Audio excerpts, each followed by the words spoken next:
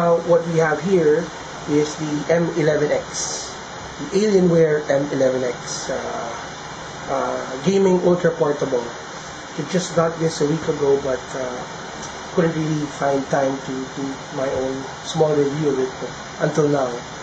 So here goes. I think only a few have been bought in the Philippines so far, so only a few have been circulating around, but it's already out in the local market. Especially primarily in two main distribution points, Vilman and Complink.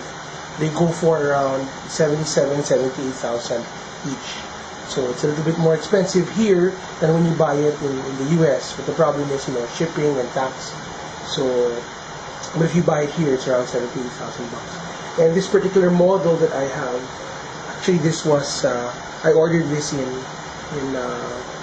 Singapore, but custom product here, but it's already out in the market. I've been talking to some guys in Vilma already, and they're pretty much excited. But because of the price point, I don't think many people are buying it, but I like it a lot. I'll tell you a little bit about how it compares to the Value S Core i5 series with 512 nVidia. In fact, I played Resident Evil 5 on both rigs already, and a little bit later I'll go through some differences, but for now let's just look at aesthetics first and how this really looks up close.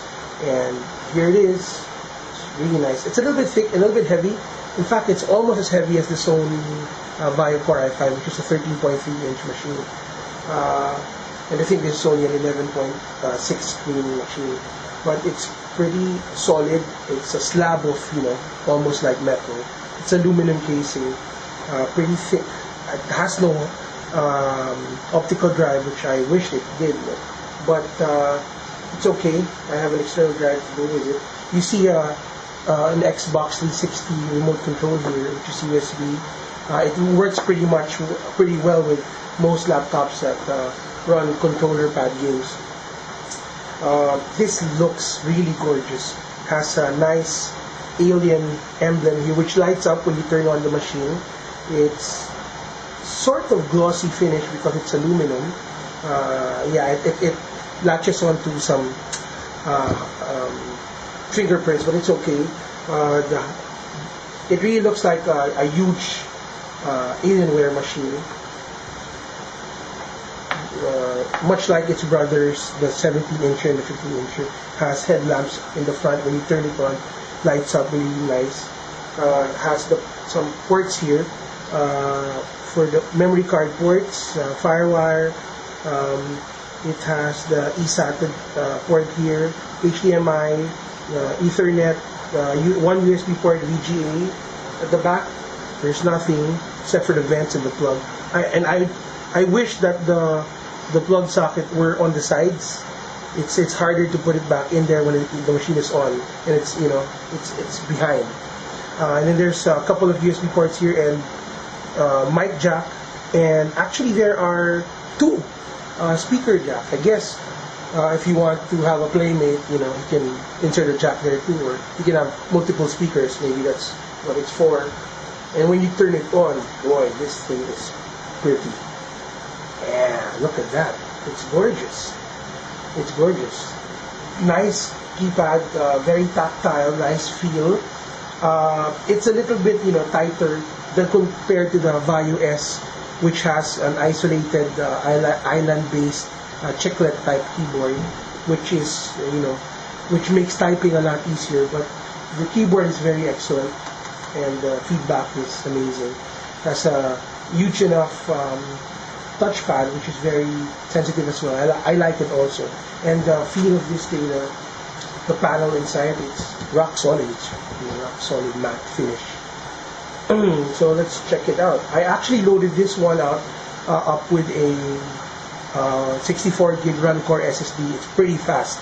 But to tell you honestly, since it's a gaming rig, I'm going back to the 7200 RPM, which this goes with in the beginning. So the reason being, I know it's a lot slower, but I want to play a lot of games here, and with a 64 gig hard drive, I only get to put in maybe 1 or 2 games, so it's not gonna happen for me. What else? Let's look at the back. back panel.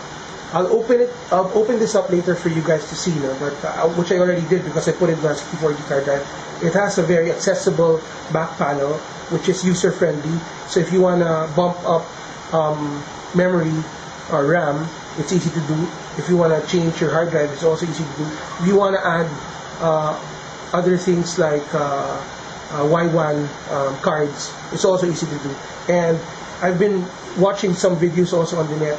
Apparently, you can put in additional solid-state drives like the Runcore Mini PCIe card. So you can do that also. You can pop in a 64 gig there to go with your already installed 64 or so gig SSDs, 2.5 inches. So we'll take a look at that later as well. But first, for now, let's just open this up and see how it looks inside. And what I like most here is the keyboard. Well, not just the keyboard, everything lights up. There's a logo that lights up there, and you can keep it on the whole time, or you can just control it via the Alienware panel there, which can turn off elements of the laptop that lights up. So you have the logo that lights up, you have the power button of the alien head that lights up, you have the keyboard that lights up, and you have the headlamps that light up. And the nice thing about it is they all change color. You can dictate what color actually light comes out in each of the elements. It's amazing. So it boots up pretty fast right now because it's running on a 64 gig Runcore 4 SSD. I really like the speed with the Runcore. And I know it's small, 64 gig, because it's freaking expensive. I can't afford it. So the problem is getting a 128 is, I think around $400. So forget it. The 64 gig I got for I think $250 or $260, including shipping. Still pretty expensive. Like I said earlier, I'm going back to the 7200 RPM drive, which is 500 gigs, so I can play a lot more games there. I'm going to try this out in office environment, so let's see how it fares in work. But I've tried out the SU7300 before, and it works pretty well. It's pretty fast, and you go a long way in terms of battery life. So let's see what else. The variant I have runs a SU7300 CPU, Core 2 Duo CULV. It has 4 gigs of RAM. It originally came with 7200 RPM hard drive, 500 gigs. I guess that's pretty much it. Yeah, and then it works well with, most laptops work well with the Xbox's Xbox 360 pad, which is USB. And then that's basically it. If you want to see how the control panel looks like, you just go to the Alienware. There you go. So with this thing, you can actually manipulate the colors that come out in the elements that are identified. So in this case, you want to change if you want to change the keyboard, this is how it goes. So number 2, this is it. And you just click this, and there. Then you can actually change the lighting.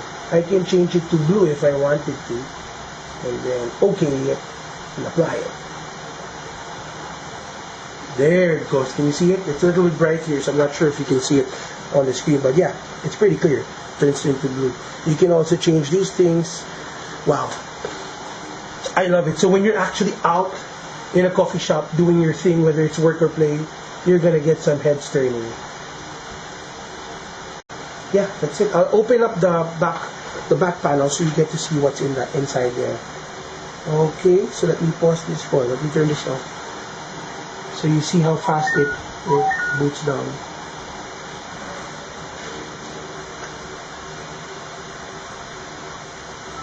Yeah, see, it's pretty fast when it runs on a hard drive or SSD.